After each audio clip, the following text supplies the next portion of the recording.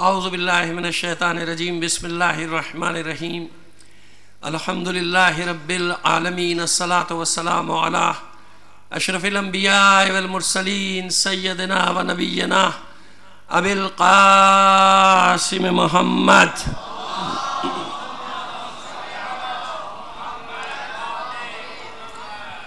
وآلہ الطیبین الطاہرین المعصومین ولعنت اللہ علی اعدائہم اجمعین من الان الى قیام یوم الدین. اما بعد فقد قال اللہ تعالی فی کتابہ المبین وہو اصدق القائلین وقولہ الحق.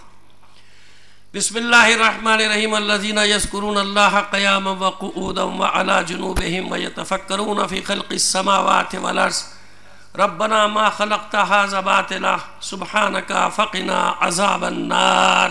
صلوات بھیجیے محمد علی محمد پر.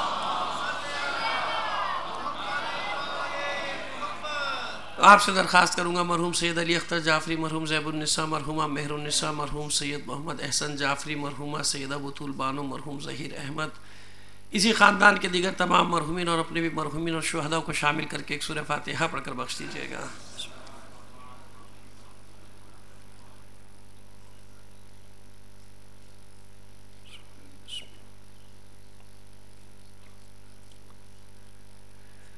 وہی گزارش اور ہے آپ سے مولانا موسیٰ بیگ صاحب، مدظ اللہ العالی، مولانا اعجاز حیدری صاحب، مظفر نقوی شاعر اہل بیت، بلال ساعتی صاحب، اور جہاں بھی کہیں کسی کا کوئی عزیز مریض ہے یا مریضہ ہے دعا کریں بحق بیمار کربلا ان سب کو صحت کاملہ و عاجلہ عطا ہو.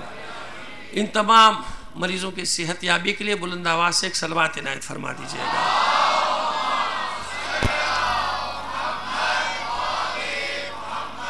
اور اذان محترم یوں سمجھ لیجئے کہ میں پیشخانی کر رہا تھا 5 دن، آج 5ویں مجلس تک آپ پہنچے. کس کی پیشخانی؟ جو کل سے یہاں مجالس ہونے والی ہے انشاءاللہ. علی محمد نقوی صاحب حجت الاسلام والمسلمین، مولانا علی شاہ صاحب کے بھی نام سے ان کو لوگ جانتے ہیں. میں آپ کی خدمت میں عرض کر رہا ہوں، اصل میں ہم لوگ ناموں کی طرف زیادہ جاتے ہیں. وہ مشکل یہ ہوتی ہے کہ جس کو کوئی پروموٹ کرنے والا نہ ہو تو اس کے لیے بھی بڑی مشکل ہوتی ہے. لیکن جب آپ لوگ سماعت فرمائیں گے تو آپ کو اندازہ ہوگا کہ میں جو کہا ہے وہ بالکل صحیح کہا ہے. کہ میں پیشخانی کر رہا تھا، کل سے آپ کو انشاءاللہ ایک علمی مجالس سننے کو ملیں گی. اور جہاں تک میری شناخت ہے میں جانتا ہوں کہ کتنے بڑے عالم ہیں وہ، اور کتنی اچھی مجالس اور کتنا اچھا خطاب، پرمغز خطاب ہوتا ہے. کل سے وہ پڑھیں گے 15 صفر تک. اور اس کے بعد میرے ایک اور دوست حجت الاسلام مولانا شیخ سخاوت علی قمی صاحب 16 تا 18، 16 17 18 تین روز خطاب فرمائیں گے. اور میری اس لیے آپ سے گزارش ہے کہ سنیے، کیونکہ پڑھنے والے جتنی بڑی تعداد میں ہیں آپ خود جانتے ہیں کہ کتنے ہیں، پڑھنے والے کتنے بچے ہیں. وہی ہوتا ہے کہ سارا لوڈ 2-3 آدمیوں کے اوپر آ کے پڑ جاتا ہے. تو جب آپ سنیں گے تو آپ کو معلوم ہوگا کہ کوئی کال نہیں ہے، بانجھ نہیں ہوئے ہمارے مدرسے، ایسا نہیں ہے. ماشاءاللہ بہت بڑی تعداد ہے پڑھنے والوں کی. لیکن وہ کیا ہوتا ہے، بانی ازاں رزق لیتے ہوئے ڈرتا ہے، نام تو ہے نہیں، پتہ نہیں لوگ آئیں گے کہ نہیں آئیں گے. اب جو لوگوں کے لیے مجلس کر رہا ہے تو بھائی اور بات ہے، لیکن اگر مجلس کر رہا ہے تو جو جس مقصد کے لیے ہوتی ہے وہ اللہ جانتا ہے، پروردگار جانتا ہے. فرش بچھا کے بیٹھ جائیے، جس کو پڑھنے کے لیے بلایا بلا لیجئے. اب جس کی مجلس ہے وہ جانے. عقیدے کی بات کر رہا ہوں. یہ بہت لوگ عقیدے کی باتیں کرتے ہیں، لیکن بڑے بڑے عقیدے والوں کو میں نے دیکھا مجمع نہیں ہو تو وہ کہتے ہیں مجلس ٹھس ہو گئی، مجلس ٹھس ہو. کہاں گیا عقیدہ بھائی؟ کدھر گیا عقیدہ؟ بڑوں بڑوں کو دیکھا میں نے، جو بڑے چیمپئن بنتے ہیں نا، ان کی بات کر رہا ہوں. وہ جی میری تو مجلس ہی ٹھس ہو گئی. کیا ٹھس ہو گئی مجلس؟ فرش بچھا دیا، میرا کام ہے، بات ختم. اب یہ اندر کا معاملہ ہے کہ بی بی کہاں آئیں گی، 4 آدمی میں آئیں گے یا 4 لاکھ میں آئیں گے، یہ تمہیں کیا پتا ہے؟ یہ تمہیں کیا معلوم ہے بھائی؟ یہ فیصلہ کرنے والے تم کون ہو کہ مجمع نہیں آئے تو مجلس نہیں ہوگی، مجمع آئے گا تو مجلس ہوگی. مجلس کا تعلق ہے انما الاعمال بالنیات، نیت کے ساتھ. اللہ کے لیے کیا ہے، رسول کے لیے کیا ہے. مادر حسین کو پرسہ دینے کے لیے فرش بچھایا، پڑھنے والا آ گیا، آپ گھر والے بیٹھے، مجلس ہو گئی. آپ کو کیا پتا اس کا مرتبہ کیا ہے اس مجلس کا؟ وہاں مجھے کیا معلوم ہے؟ آپ اور میں کون ہوتے ہیں فیصلہ کرنے والے؟ تو یہ مجمع کو دیکھ کے نہ جاؤ. مجمع کل بھی جمع، پرسوں بھی جمع ہوگا، لاکھوں لوگ جمع کریں گے، وہ بھاگتے بھی ویسے ہی ہیں. پھر مجمع دیکھ کے لوگ بڑے خوش ہو جاتے ہیں کہ آگے مجمع کے دھوکے میں مت آنا کبھی بھی. مجمع کا چکر ایسے ہی ہوتا ہے سارا. ہاں اللہ برکت دے گا. پڑھتے ہم بھی پڑھتے تھے، 20-25 میں پڑھتے تھے. اب آپ لوگ عزت افزائی کر دیتے ہیں، جمع ہو جاتے ہیں. بہرحال تمام علماء، طلباء، ہمارے مدارس، ہمارے ذاکرین، ہمارے خطبہ، ان سب کی ترقی کے لیے، حفظ و سلامتی کے لیے بلند آواز سے ایک صلوات بھیج دیجیے محمد علیہ وسلم۔ اور ایک اپنی جانب سے شکریہ ادا کرنا ضروری سمجھتا ہوں، آپ کے تشکر کے لیے 2-4 الفاظ عرض کرنا چاہتا ہوں کہ عزت افزائی ہے میری، بہرحال ایک طالب علم ہوں، آپ حضرات عزت بخشتے ہیں، سماعت فرماتے رہے۔ ہمارے باب العلم کے ہمارے ساتھی، ہمارے دوست جو یہ پہلی محرم سے سارا سلسلہ جاری رکھتے ہیں، جہاں تک ان کے امکان کی حد تک کوشش کرتے ہیں کہ اچھی مجالس منعقدوں، بیچ میں کوئی مجھ جیسا آ جائے وہ اور بات، لیکن باقی سب ماشاءاللہ ایک سے ایک علماء کو لاتے ہیں، یہاں پہ آپ کو سنواتے ہیں۔ پھر ہمارے جامع منتظر کے جو علماء ہیں، طلباء خاص طور پہ جو میں دیکھتا ہوں کتنی دلچسپی سے ماشاءاللہ حصہ بھی لیتے ہیں، تعاون بھی کرتے ہیں۔ اور پھر ہمارے گارڈ، وہ پولیس والے اور یہ گارڈ جتنے بھی ملازم، ظاہر ہے کہ میں ایک ایک نہیں شناخت کر سکتا، لیکن جس نے جس طرح سے ان مجالس کے انعقاد میں حصہ لیا ہے، ان سب کے لیے دل کی گہرائیوں سے دعا ہے پروردگار عالم ان سب کی توفیقات میں اضافہ فرمائے، ان سب کی دنیاوی اور اخروی حاجات کو پورا فرمائے۔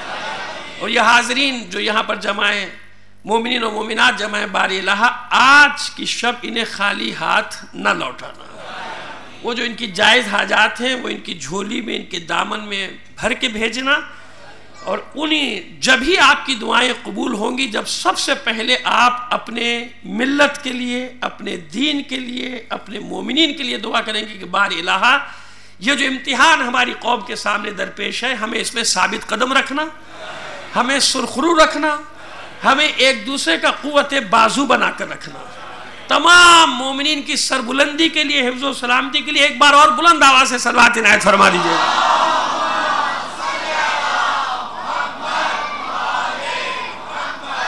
بس وہ لوگ جو اٹھتے بیٹھتے، کروٹیں بدلتے، اللہ کا ذکر کرتے ہیں، اللہ کی یاد بناتے ہیں، اللہ کو یاد رکھتے ہیں، اللہ کی عبادت کرتے ہیں، اور ساتھ ہی ساتھ جس کے لیے پیدا کیا گیا افضل العبادت التفکر، یا التفکر افضل العبادہ، کہ وہ جو سب سے بڑی عبادت ہے، افضل ترین عبادت ہے، وہ کیا ہے؟ غور و فکر کرنا۔ غور و فکر کرتے ہیں کائنات کے بارے میں، اپنے بارے میں غور و فکر کرتے رہتے ہیں، اور پھر خود بخود یہ نتیجہ نکالتے ہیں کہ پروردگار عالم نے ما خلقت ھذا باطلا، اسے بیکار پیدا نہیں کیا، کوئی مقصد ہے میرے آنے کا، دنیا میں آنے کا کوئی مقصد ہے، لہذا وہ پیشانی اللہ کی بارگاہ میں جھکتی چلی جاتی ہے۔ اسی لیے عبادت کا مسئلہ یہی ہے، یہی عبادت کا مسئلہ ہے کہ جس کی جتنی معرفت بڑھے گی اتنا ہی اس کی عبادت میں رنگ اور آتا چلا جائے گا۔ اگر انبیاء عبادت میں افضل ہیں سب سے، تو کیوں؟ کیونکہ زیادہ قربت ہے نا، زیادہ جانتے ہیں کائنات کے رازوں کو۔ ائمہ طاہرین کی عبادت کی اگر کوئی مثال نہیں لا سکتا، اگر اپنے حبیب کے لیے پروردگار عالم یہ ارشاد فرمائے کہ بس حبیب تھوڑا سا کم، حالانکہ کسی کو عبادت سے روکا اللہ نے؟ نہیں روکا نا، قم اللیل الا قلیلا، میرے حبیب کم، تھوڑا سا کم، اتنی نہیں، حالانکہ کسی کو عبادت سے نہیں روکا۔ کیوں؟ اللہ نے منصب ایسا دیا انہیں کہ اب ان کی پیشانی اللہ کی بارگاہ سے اٹھتی ہی نہیں۔ یعنی یہ شکر کے لیے عبادت کس لیے ہے؟ تو میں مومنین کو ہمیشہ یہ کہتا ہوں کہ بھائی تم تو صرف اس لیے بھی عبادت کرتے رہو کہ اللہ نے تمہیں اہل بیت کی محبت میں پیدا کر دیا، اس اللہ کا شکر تو ادا کرو جس اللہ نے تمہیں اہل بیت کی محبت پر پیدا کیا۔ کیا حشر ہوتا اگر علی کی محبت میں پیدا نہ ہوتے؟ زندگی ہے اہل بیت کی محبت کے بغیر، یہ دنیا ہے عشق حسین کے بغیر۔ خدا کی قسم سے ہی بات کہہ رہا ہوں، جو تھوڑا سا بھی سمجھتا ہے نا اس کے لیے کہہ رہا ہوں، یہ ویرانہ ہے، رہنے کی جگہ نہیں ہے دنیا اگر اس میں اہل بیت کی محبت نہ ہو۔ کیا ہے اس میں؟ حیوانوں کی زندگی ہے، درندوں کی زندگی ہے، اگر اہل بیت نہ ہو اس زندگی میں تو صرف اس پہ شکر نہ ادا کیا جائے اللہ کا کہ اللہ نے وہ محبت میرے دل میں ڈالی کہ اس محبت میں اپنی ہستی قربان کرنے کو تیار ہوں، تشدد برداشت کر لوں گا، میرا گھر جلا دو، مجھے قتل کر دو، مگر میرے دل سے کوئی حسین کو نہیں چھین سکتا، ہے نا؟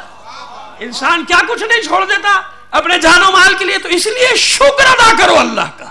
وَاعْبُدْ رَبَّكَ حَتَّى يَأْتِيكَ الْيَقِينُ، سورہ ہجر کی 99ویں آیت۔ اپنے رب کی عبادت کر یہاں تک کہ تجھے یقین آ جائے. آئیے اب آپ کو اس وادی میں اتارتے ہیں, دیکھیں کیا ہوتا ہے. وَاعْبُدْ رَبَّكَ حَتَّى يَأْتِيكَ الْيَقِينُ, عبادت کر اپنے رب کی یہاں تک کہ تجھے یقین مل جائے. عبادت کس لیے کرنی ہے؟ یقین حاصل کرنے کے لیے. عبادت شروع کر تاکہ اس منزل تک جائے. پہلے عبادت کرے گا تو یقین کا راستہ ملے گا. ایک بڑے اہم مسئلے کی طرف لے کے جانا چاہ رہا ہوں, گھبرائیے گا مت آپ. ایسا نہیں ہے کہ پہلے یقین پیدا کر پھر عبادت کر. پتہ نہیں کب یقین آئے گا, کب تک عبادت نہ کروں, ہے کہ نہیں؟ ایک دفعہ پورا اشرا پڑھا تھا, صرف ایک اشارہ کروں گا. ایک جملے میں سورہ بقرہ میں ارشاد ہوا 177ویں آیت میں, لیس البر ان تولوا وجوہکم قبل المشرق والمغرب ولکن البر من آمن باللہ والیوم الآخر والملائکۃ والکتاب والنبیین. نیکی یہ نہیں کہ مشرق یا مغرب کی طرف منہ کر کے کھڑے ہو جاؤ, یعنی کعبے کی طرف منہ کر کے کھڑے ہو جاؤ, یا مشرق میں ہوگا کعبہ, کسی کا مغرب میں ہوگا کعبہ. دنیا گول ہے نا بھائی, مشرق ہے یا مغرب, اس طرح منہ کر کے کھڑے ہو جانا نیکی تھوڑی ہے. پھر نیکی کیا ہے؟ وَلَكِنَّ الْبِرَّ مَنْ آمَنَ بِاللَّهِ, نیکی تو یہ ہے کہ اللہ پر ایمان لاؤ. اب مجھے بتائیے جو نماز پڑھ رہا ہے بھائی کون مسلمان ہے نا؟ جو نماز پڑھ رہا ہے مسلمان ہی تو ہے, مسلمان ہے. پھر یہ کیوں کہا جا رہا ہے, کیوں فرما رہا ہے پروردگار کہ نیکی یہ نہیں کہ منہ کر کے کھڑے ہو جاؤ, نیکی تو یہ اللہ پر ایمان لاؤ. پروردگار اس کا ایمان ہے جبھی تو نماز پڑھ رہا ہے. بس معلوم ہوا کہ نماز پڑھنا اور ہے, ایمان لانا اور ہے. بتا دیا کہ ہر نمازی کو دیکھ کے یہ گمان نہ کر لینا کہ اس کا ایمان بھی ہے نا. بت میں, آستین میں بت بھی تو ہو سکتا ہے, آستین میں نہ صحیح دل میں تو ہے کہ نہیں ہے کہ نہیں؟ آستین میں نہ ہو دل میں تو ہے, تو ایمان اور ہے, سر جھکا دینا اور ہے. اس لیے کہا عبادت کرتا رہ تاکہ یقین کی منزل تک پہنچ جائے. بس پہلے عبادت کرنی ہے تاکہ اس منزل تک پہنچے. پہلے یقین نہیں کہ پہلے مجھے یقین ہو تب عبادت کروں گا. لوگ کہتے ہیں یقین ہو جائے گا تو نماز پڑھوں گا, کہ نماز کا کوئی فائدہ ہے یا نہیں, نماز کا کوئی فائدہ ہے یا نہیں تو پڑھیں گے. روزے کا کوئی فائدہ ہے یا نہیں, اللہ نے کھانے کو اتنا دیا. میں یہ نماز روزے میں مجلس نہیں پڑھنے جا رہا, میں تو کچھ اور بتانے جا رہا ہوں آپ کو. اب ایک اور دھوکہ, وہ حل تو یہ بھی حل. ایک اور دھوکہ, وہ دھوکہ دور ہو جائے تو یہ بھی دھوکہ دور ہو جائے گا. ایک اور شک, یوں کہہ لیجئے دھوکے کو چھوڑیے, ایک اور شک, ایک اور شبہ. اور وہ شبہ کیا ہے, وہ شک کیا ہے؟ بغیر معرفت کے رونے کا فائدہ. میرا ساتھ دیجئے گا, بہت اہم مسئلہ بتانے جا رہا ہوں, ہے نا. یہ فکر ہے ہمارے معاشرے میں, فکر ہے بھائی, فکر ہے. اگر آج اس فکر کو ختم نہ کر دیا تو پھر بات ہی کیا, ٹھیک ہے نا, کہ بغیر معرفت کے رونے کا فائدہ. معرفت ہے نہیں حسین کی روئے جا رہا ہے, معرفت ہے نہیں کربلا کی روئے جا رہے, اس کا کوئی فائدہ نہیں. یہ فکر بتا رہا ہوں, میں نہیں کہہ رہا ہوں کہ اتنا سا کلپس نکال کے کوئی ہوشیار آدمی دے دے. مولانا نے کہا تھا کوئی فائدہ نہیں, بڑے ہوشیار ہے ہماری قوم بھائی, یہ پتہ نہیں کہاں سے ایک جملہ نکالے گی کلپ ڈال دے گی. وہ پوری بات تو سن لو جو کہہ رہا ہوں. میں نہیں کہہ رہا, میں کہہ رہا ہوں کہ یہ ایک فکر ہے, یہ ایک فکر ہے معاشرے میں کہ بغیر معرفت کے رونے کا کوئی فائدہ نہیں. یعنی پہلے معرفت دلائی جائے, پہلے. اب کب یہ معرفت ہو اس کا کوئی پتہ نہیں. امام حسین کی معرفت کتنے عرصے میں پیدا ہوگی بھائی, اس کا تو مجھے نہیں پتا نا, کسی کو علم نہیں. پہلے معرفت دلاؤ, جب اس کو پوری معرفت ہو جائے گی تو پھر روئے گا. بڑی عجیب سی فکر ہے.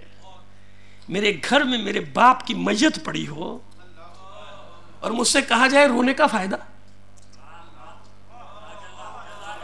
میرے گھر پہلے وہ دلیل تو میں بعد میں دوں گا جو دینا چاہ رہا ہوں, لیکن پہلے تو میں انسانی فطرت کی بات کر رہا ہوں نا, کہ انسانی فطرت کیا کہتی ہے. انسانی فطرت یہ کہتی ہے کہ رونے کا تعلق معرفت حاصل کرنے یا نہ کرنے سے نہیں ہوتا. رونے کا تعلق تو اس کیفیت کے ساتھ ہے جو انسان پہ طاری ہوتی ہے. اور یہ کیفیت ضروری نہیں کہ غم میں ہو, یہ کیفیت تو خوشی میں بھی ہو جاتی ہے. ہوتی ہے کہ نہیں ہوتی؟ اب اسے کو لو بھائی پاس ہوا ہے رو رہا ہے، ارے بھائی کہتے ہیں خوشی سے رو رہا ہے، کیفیت ہے نا. رونے کا تعلق کس چیز کے ساتھ ہے؟ کیفیات ہے، اس کو کہتے ہیں کیفیات. کیفیت رونا سے غم میں کب روتا ہے آدمی؟ خوشی میں نہیں روتا. اچھی نوکری مل جائے رونے لگا، پاس ہو گیا رونے لگا، میچ جیت گیا خوشی سے رونے لگا. ہاں یہ الگ بات ہے کہ بعض لوگ میچ ہار کے غم میں بھی روتے ہیں، میچ جیت کے معذرت کے ساتھ میچ بھی جیت گئے پھر بھی غم میں رو رہے ہیں کہ کیوں جیت گئے، ہارنے پہ زیادہ ملنا تھے. ایک صلوات بھیجیے محمد آل محمد پر. اب یہ مجھے تو نہیں پتا، لیکن سنتا رہتا ہوں، اخبار پڑھتا ہوں تو اس میں بھی پتا چلتا ہے کہ ہارنے پہ خوش ہوتے ہیں، جیتنے پہ رو رہے ہیں. یہ بھی ہوتا ہے، لیکن کیفیت ہے نا، کیفیت ہے نا. یہ خالی غم میں تو نہیں روتا آدمی، خوشی میں روتا ہے کہ نہیں روتا؟ حد سے زیادہ خوشی ملے تو آنسو. یہ کیفیت کیسی ہے کہ حد سے بڑی خوشی ملے تو بھی آنسو اس کا اظہار کریں گے، حد سے غم بڑھ جائے تو بھی آنسو. تو پہلا مرحلہ معرفت کا نہیں ہے، پہلا مرحلہ تو کیفیت کے طاری ہونے کا ہے. جب وہ کیفیت طاری ہوگی تو آنکھ سے آنسو خود بخود ٹپکے گا. اگر مجھے کوئی غم ملا ہے اتنا بڑا، یا کسی مومن، پروردگار سب کو محفوظ رکھے، لیکن بہرحال دنیا آلام کا گھر ہے نا، اسی کا گھر ہے، غم و آلام اس میں ہے انسان کے لیے، اسی انسان کے لیے. تو اب اسے پوچھا جائے کہ بھئی کیوں رو رہا ہے؟ آپ کے مولوی صاحب، آپ کے والد صاحب کا انتقال ہو گیا، اب رونے کا فائدہ؟ ارے تو میں ایک فائدہ نقصان دیکھوں گا، یا وہ جو مجھ پہ دل پہ گزر رہی ہے وہ میں جانتا ہوں نا کہ میرے دل پہ کیا گزر رہی ہے کہ نہیں ہے؟ تو پہلا مرحلہ کیا ہے؟ پہلا مرحلہ کیفیت. بعد میں سوچے گا چند گھنٹے گزرنے کے بعد کہ بھئی انتظام کرنا ہے، سویم بھی کرنا ہے، چہلم بھی کرنا ہے، لوگ آئیں گے، سوچے گا بعد میں کہ اب کیا کرنا چاہیے، کہاں تک جانا ہے، کیا مسائل درپیش آنے ہیں مجھے. پہلی کیفیت کیا ہوگی؟ غم کی طاری ہو جائے گی. تو پہلے مرحلے میں آنسو کیفیت کا نام ہے. یہ کیفیت جب طاری ہوگی تو آنسو خود بخود. اب آئیے اس سوال کی طرف آتا ہوں، فائدہ کیا؟ رو رہے ہیں، معرفت تو ہے نہیں امام حسین کی. اچھا چلو جی، منع کر دیا ان کو، نہ رونا بھائی، جاؤ پہلے معرفت لے لو، جہاں ملتی ہے پھر آ جانا، پھر تمہیں مصائب سنائیں گے پھر رونا. پہلے معرفت لے کر آ جاؤ جہاں سے ملتی ہے. تو پھر یہ امام حسین کے غم میں ہی کیوں؟ یہ امام حسین کے غم میں کیوں کہ بغیر معرفت کے رونے کا فائدہ نہیں؟ مجھے ایک سوال کا تو جواب دو، بغیر معرفت کے نماز پڑھنے کا کیا فائدہ؟ نہ پڑھو. یہ جتنے پڑھ رہے ہیں سب کو معرفت ہے اللہ کی، تو یہاں بھی تو کھڑے ہو کے کہو نا، کیوں آ رہے ہو مسجد میں؟ پتہ تو ہے نہیں تمہیں اللہ میاں کیا ہے، نماز پڑھنے چلے آ رہے ہو. وہاں تو پکار کے بلاتے ہیں، آؤ بھائی آؤ، مسجد بھرو. کیسے لوگ آ رہے ہیں؟ سب کو معرفت ہے اللہ کی. تو وہاں بھی تو اعلان کیا جائے نا کہ بغیر معرفت کے نماز پڑھنے کا فائدہ، بغیر معرفت کے روزہ رکھنے کا فائدہ، بغیر معرفت کے حج کرنے کا فائدہ، بغیر معرفت کے خمس دینے کا فائدہ.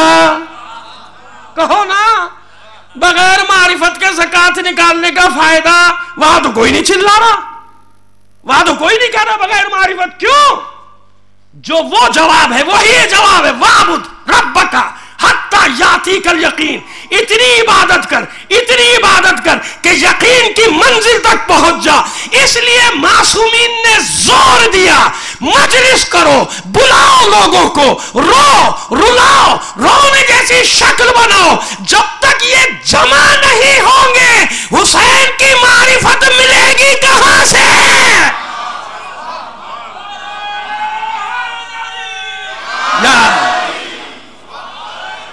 کہاں سے ملے گی؟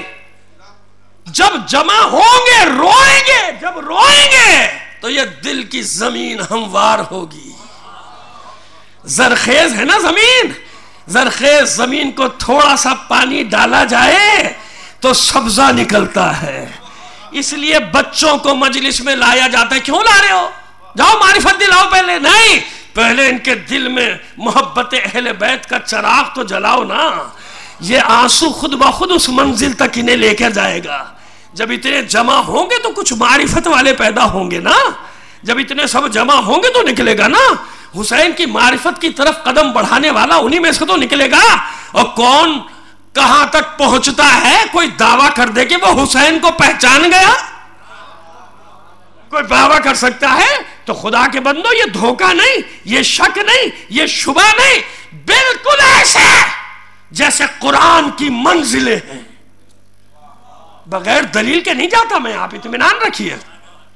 قرآن کی کتنی منزلیں، ظاہر، باطن، در باطن، در باطن، در باطن، پردہ، پھر پردہ، پھر پردہ، حجاب، در حجاب، در حجاب، کتنے حجابات ہیں. اب جب تک سارے حجابات نہ ہٹاؤ قرآن نہ پڑھنا. ہٹا سکتے ہو؟ نہیں. پڑھو، پڑھو، دیکھو، سنو، سب عبادت. دو ہی چیزوں کو تو اللہ نے دیکھنا عبادت قرار دیا.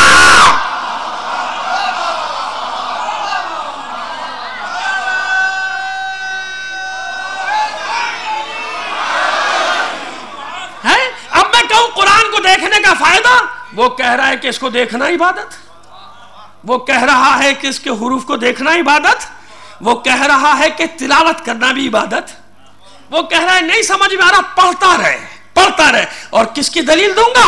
خمینی ابو شکن نے اپنے بیٹے کو خط لکھا، محفوظ ہے، کوثر نام سے جتنی بھی جلدیں چھپی ہیں، لکھنا اور ہے، پڑھنا اور ہے. اے میرے صاحب قلم، کیا تجھے یہ پتہ نہیں بدر سے تا غدیر خم فصل ہے فاصلہ نہیں. عقدہ حکمت ولا تجھ پہ کھلے تو کیا کھلے. عقدہ حکمت ولا تجھ پہ کھلے تو کیا کھلے.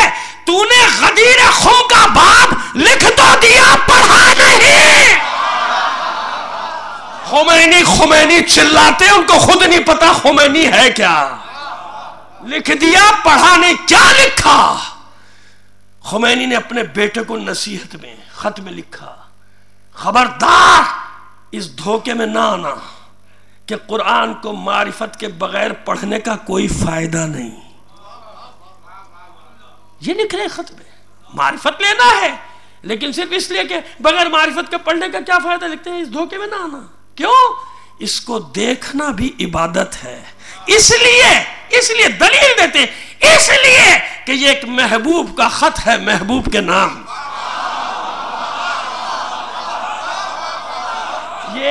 یہ خمینی ابو شکن کے لفظ ذمہ داری سے نقل کر رہا ہوں. پوری دنیا میں میری آواز جا رہی ہے، ہوا میں باتیں نہیں کر رہا.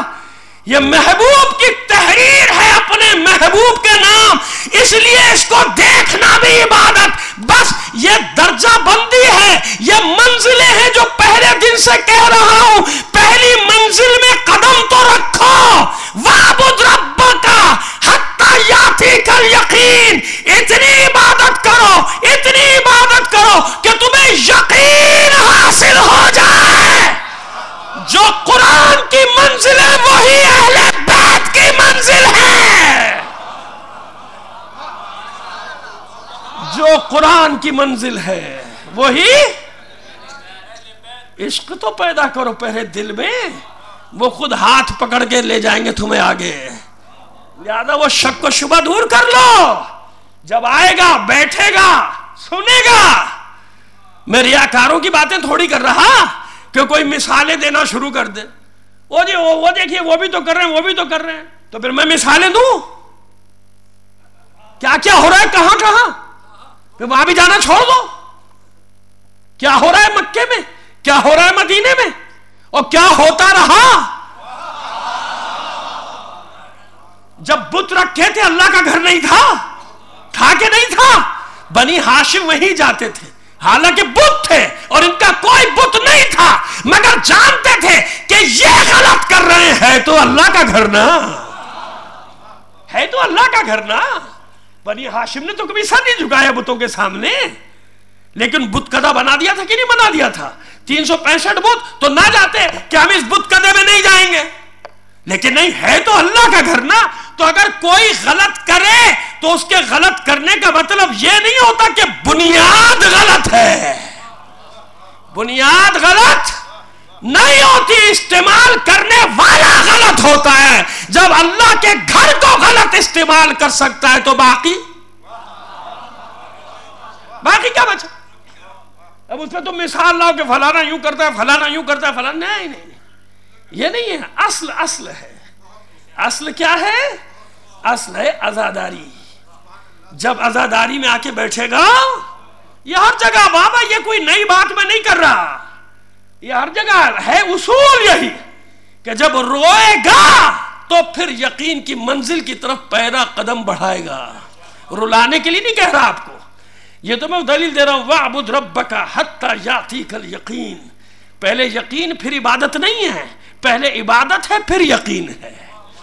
پہلے معرفت پھر حسین نہیں ہے، پہلے حسین ہے پھر معرفت ہے. سمجھ میں آ گئی بات؟ ایک صلوات عنایت فرمائیے محمد آل محمد پر.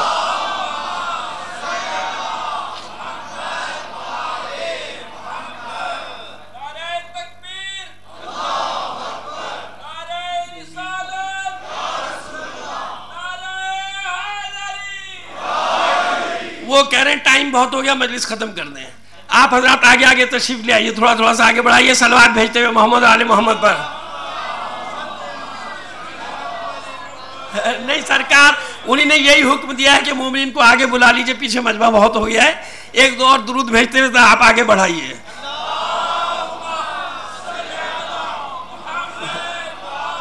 اب بعض مومنین بڑے خوش ہو گئے کہ چلو ختم ہو رہی ہے.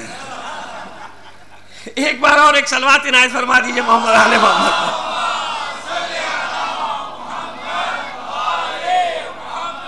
تو عزیزو بات سمجھ میں آ گئی؟ معرفت کا زینہ کہاں ملے گا بھائی؟ سیڑھیاں ہیں، منزلیں ہیں. مدرسے میں آئے گا بچہ، آتے ہی تو مجتہد نہیں بنتا.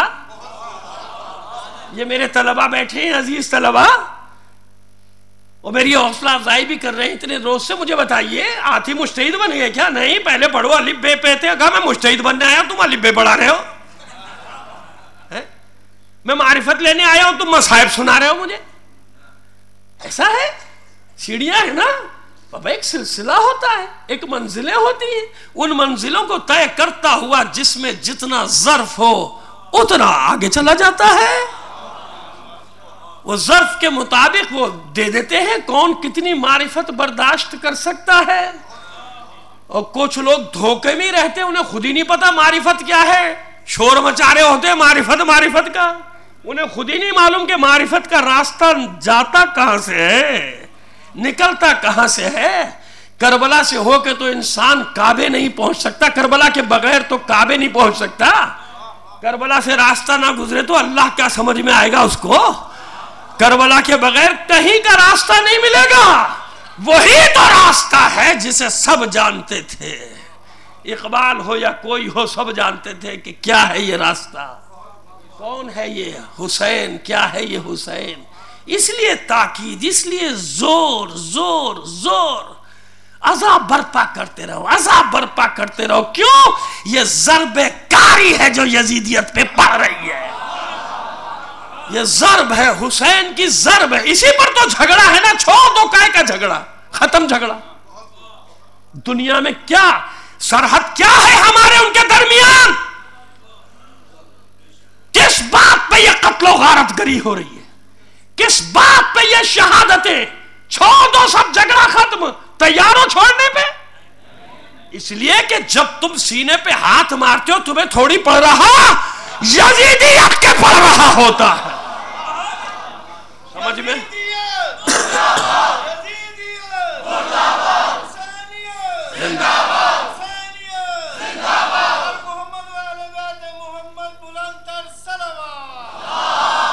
صلی اللہ محمد. سمجھ میں آ گئی بات؟ آپ نہ سمجھے گا خدا نہ کرے پتہ نہیں کہاں آپ کو بہکانے کی طرف لے رہا. نہیں، منزلیں ہیں منزلیں. اس کے بغیر، اس عشق کے بغیر کچھ نہیں ملتا کسی کو، کچھ نہیں ملتا. ویسے قرنی نہیں بن سکتا تھا اگر یہ عشق نہ ہوتا. ابو ذر نہ ہوتا اگر یہ عشق علی نہ ہوتا. سلمان اہل بیت میں سے نہ بنتا اگر عشق علی نہ ہوتا. کیا معلوم دنیا کو کہ اس عشق کی وادی میں کیا کیا رکھا ہوا ہے، کہ زبان کٹوانے کا بھی اپنا لطف آ رہا ہے میسم کو، ہاتھ پیر قلم کرانے کا بھی اپنا لطف آ رہا ہے اسے، وہ جانتا ہے نا کہ یہ کون سی وادی ہے۔ وَاعْبُدْ رَبَّكَ حَتَّى يَأْتِيكَ الْيَقِينُ، اتنی عبادت کر کہ یقین کی منزل تک تو پہنچ جائے گا۔ اس لیے واپس لایا اتنی دلیلیں دے کے اپنے بچوں کو، اس لیے نماز پڑھو کہ علی ہو یا حسین سب سجدے ہی سے گئے اللہ کی بارگاہ میں، اس لیے پڑھو۔ اب تو سمجھ میں آ گئی نا بات؟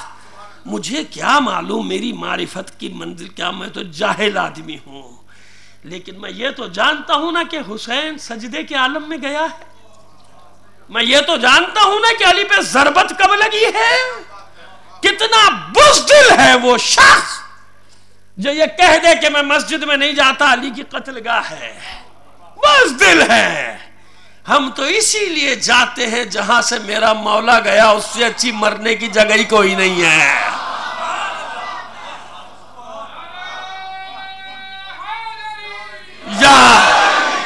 یہ تو بزدلی ہوئی نا کہ نہیں جانا، ہم تو جاتے اس لیے جہاں سے میرا مولا معراج پہ گیا ہے۔ اس سے اچھی کوئی موت کی جگہ ہے کہ میں وہیں سے چلا جاؤں، اللہ کی بارگاہ سے اللہ کی بارگاہ میں چلا جاؤں؟ سمجھ میں آیا؟ اس لیے میں نے یہ دلیلیں دی کہ عزاداری اور اس میں جو مقابلہ بے وقوفی میں کراتے ہیں ان کو یہ معلوم ہی نہیں کہ یہ دونوں کا رشتہ کیا ہے آپس میں۔ اتنی عزاداری کرو کہ حسین تمہیں اپنا بنا لے، اتنی عبادت کرو کہ اس یقین کی منزل تک پہنچ جاؤ، اس لیے عبادتوں کا حکم دیا گیا۔ ورنہ اللہ کو کیا ضرورت ہے؟ اربوں فرشتے قیام میں ہیں، رکوع میں ہیں، سجود میں۔ کل میں نے عرض کیا نہیں کیا؟ آپ کے کرنے نہ کرنے سے اس کی الوہیت پر کوئی فرق آ رہا ہے؟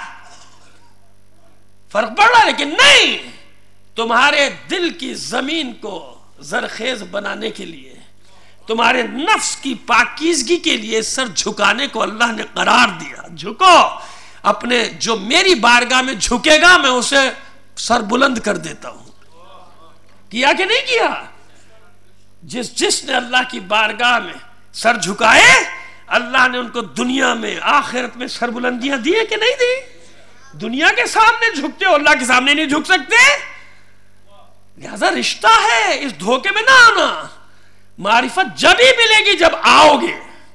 جب مسجد میں اتنے نمازی بھریں گے نا تو کوئی اکا دکا نکلتا ہے اللہ والا، سارے تو اللہ والے نہیں ہوتے، اللہ والی مارکیٹ والے ہوتے۔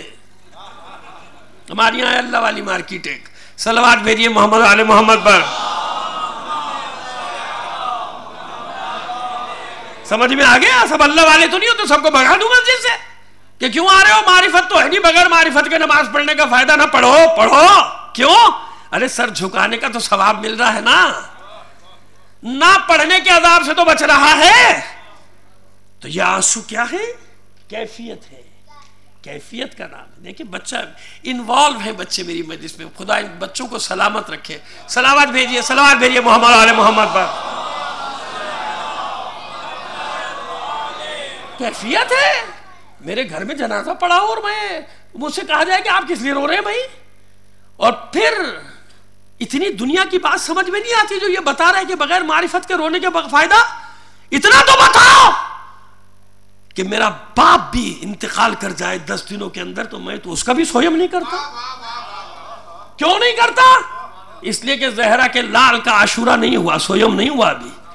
تو جو غم میرے لیے اتنا بڑا ہے، کائنات کا سب سے بڑا غم ہے، اتنی بات سمجھ میں نہیں آتی، چھوٹی سی بات کہ کون ہے حسین، کہ اس کے سویم سے پہلے اپنے مرنے والے کا سویم نہیں ہوگا، اس کے چہلم سے پہلے اپنے مرنے والے کا چہلم نہیں۔ کیوں؟ اس لیے کہ کچھ نہیں ہوا، نہ حسین کا سویم ہوا نہ چہلم، وہ تو بی بی نے منایا جب منایا۔ آئیے اب آج کی مجلس سے بھی تھوڑا سا یہ میں ربط پیدا کرنا چاہ رہا تھا، ایک اور شک بھی دور کر دے لوگوں کا۔ ہر چیز کی دلیل مانگتے ہیں، یہ کہاں قرآن میں، یہ آپ نے خود بنا لیا، فلاں چیز خود بنا لی، فلاں چیز خود بنا لی۔ سنو،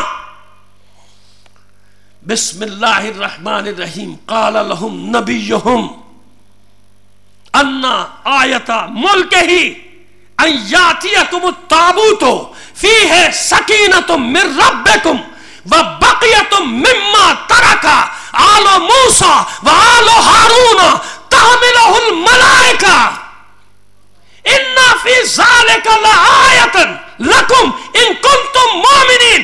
جب طالوت کو جالوت سے لڑنے کا حکم دیا گیا، جب طالوت کو سردار بنایا، ارمیا پیغمبر جناب شموئیل پیغمبر نے سوال کیا بارگاہ میں، اے پروردگار ہمارے لیے فتح کی کوئی نشانی قرار دے. آیت 248 آیت سورہ بقرہ کی اللہ نشانی بتا رہا ہے.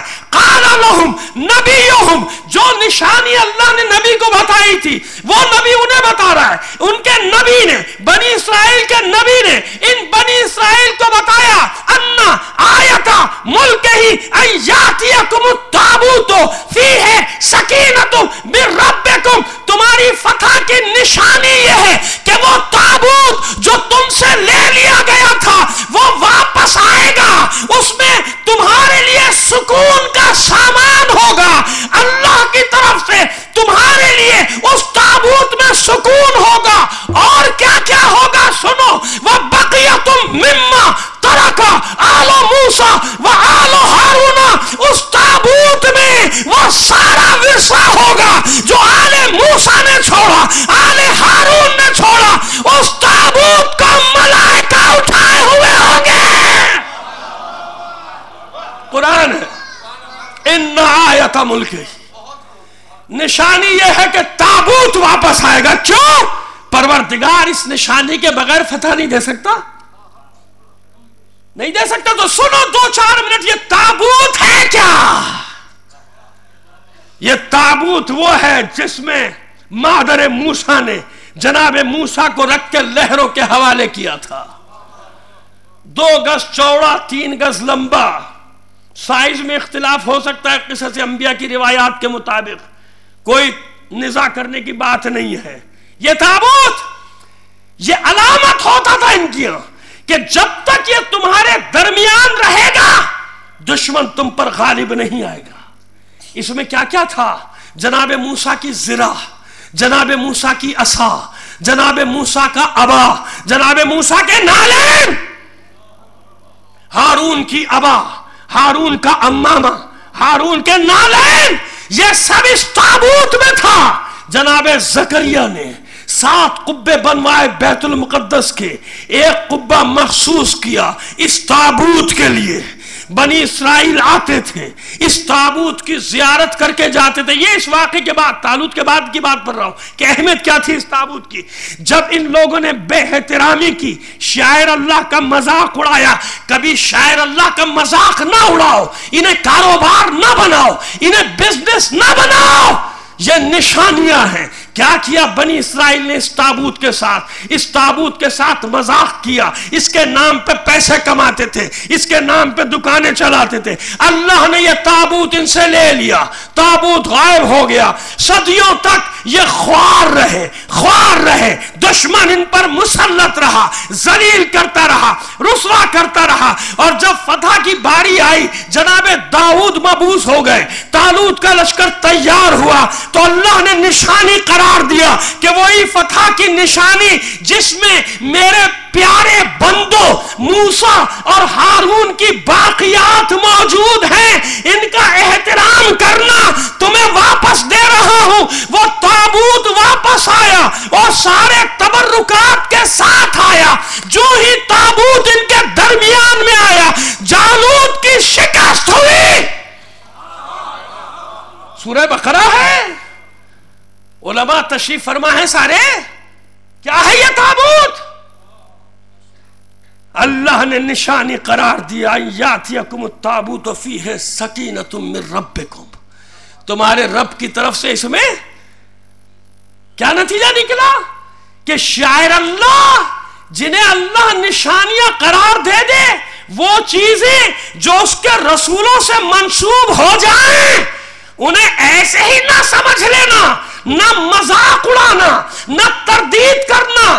دونوں گروہ تباہ ہو جاؤ گے. جو ان نشانیوں کی تردید کرے گا وہ بھی خسارے میں، جو ان نشانیوں کے ساتھ کھلواڑ کرے گا، مذاق کرے گا، اپنے مقاصد